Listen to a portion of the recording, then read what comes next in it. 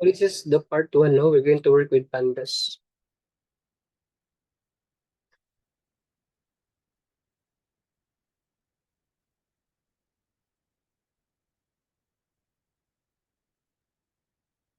All right.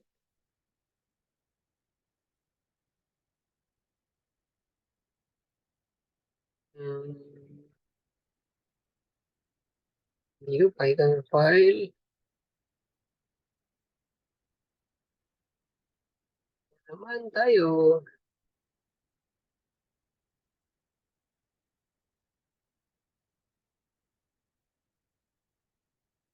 All right, so we're going to start with working with pandas, part 1. Part 1. Markdown heading, run. So first is we have to import necessary libraries. No? Import pandas as ed. So if in case na walay pandas, ato lang ipip install pandas kung walay pandas. Pip install pandas. Siya. Kung wala po yung numpy, pip install numpy. So, already na nun, on siya. Already na-installan naman siya. Wala ni tanggalon para dili mag-go. So, import pandas as PD. So, by conventions, PD is our library. Yun to use numpy no, as np. Wait lang. Import numpy as np. Import pandas. Invalid syntax. Yes. Ito naman. So, we're going to create a simple data set, no? You can replace, you can try to create this one and then you have to replace with your own values data. No? So, dili sa ta mag-import, just have to create our new. So, example, you have our data. Dictionary siya. So, kay dictionary man, siyempre, na index and then na mga values. So, we have name, sample, or first, muna yung nag-represent sa name. Sample, you have John, Anna, Peter,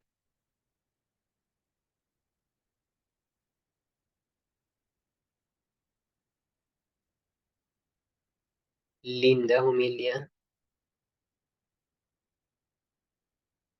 Who else? Okay. Take name. Comma, enter another column. Say for example, ilang mga edad. Yung mga values, pila man mga edad nila. We have 25. So, pila man isunod si Anna, iba talag 21. Sunod, si Peter, what kabalo. So, it would be better kung what kabalo, empty na to. We're going to put numpy none. It's, numbers man siya. Para dili magka-problematic po handling missing values, we'll have to use none. None stands for not a number. So that's the missing value, no, that is represented using numpy, not a number or null. So that's sample 42 and then si Jake is 25. Next, salary. Salary and then colon. Sample mga sweldo nila around 50,000, 60,000, 75,000. Ako mo mga sweldo. So, kani si John, taga na to siya mga 15K. 1, 2, 3. Next. Oh, the numbers tayo. 1, 2, 3, 4, 5. Sunod si, kani si Ana.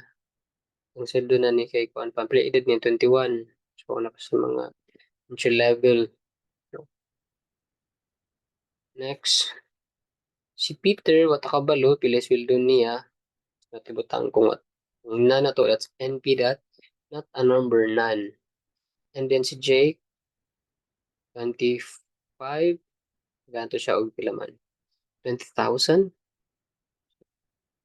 20,000? Yun.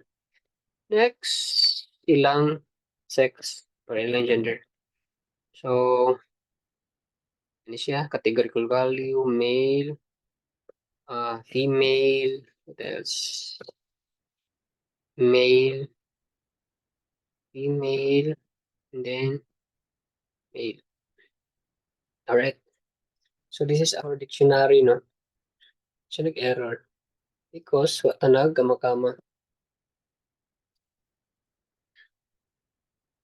So mo na itong dictionary. Now, kaning dictionary aton ni siyang isulod sa atong data frame.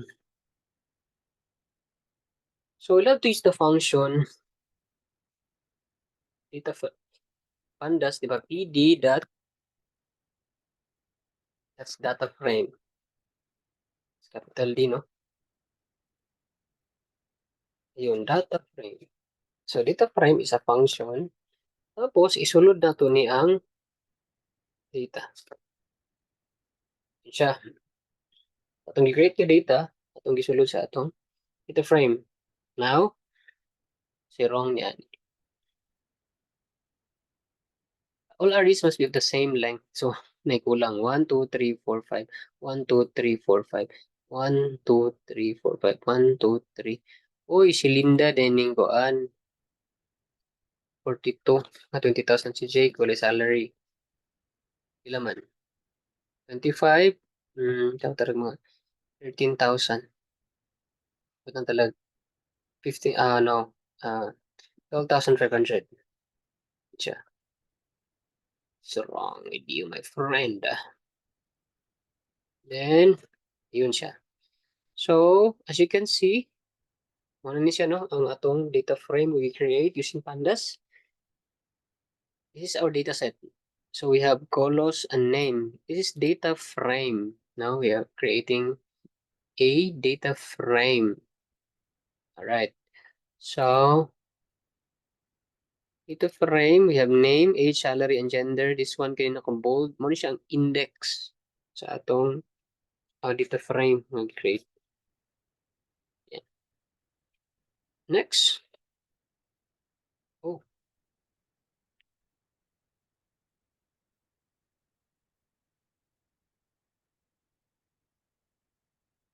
And then, so, we'll have to use the variable, no? By convention, most of the programs use analyze the assign a DF value. DF stands for data frame. Para dali ra nila ibutang ang uban sa kuan. So, print DF na karon ana siya. Ayun. Okay. So, we have now data frame DF. Every time nga mag DF ta. DF, sa katipin ako na head, display niya ang first 5 values. Ayun itong tail. Tail, siyempre, muna mo pa na yung tumoy niya. Or gihapon ng result. So, DF that, pwede na to specify two, the first two values. Alright. Okay, so we're now going to perform first. In every data analysis, the first thing to do is to perform data wrangling as well as data cleaning. So, data wrangling is transforming our data para ready for analysis. Then, includes handling missing values, cleaning, na siya. So, ito unahon, no? So, data wrangling mo talaga. Data wrangling. Data wrangling. Another term aning data wrangling is data manging. So, which one do you prefer? I think okay lang ang data wrangling, no? Manging data.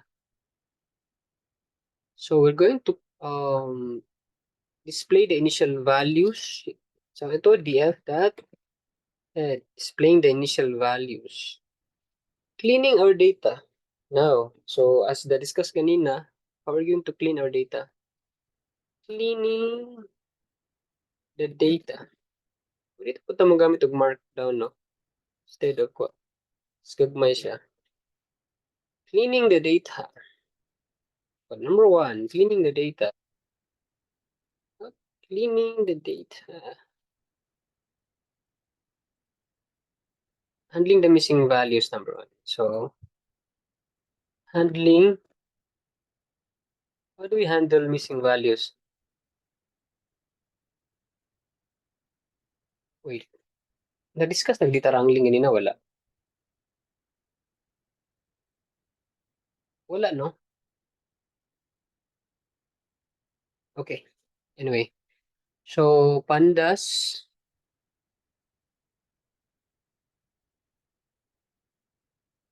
I just have to pause, no? I think I forgot to discuss data wrangling.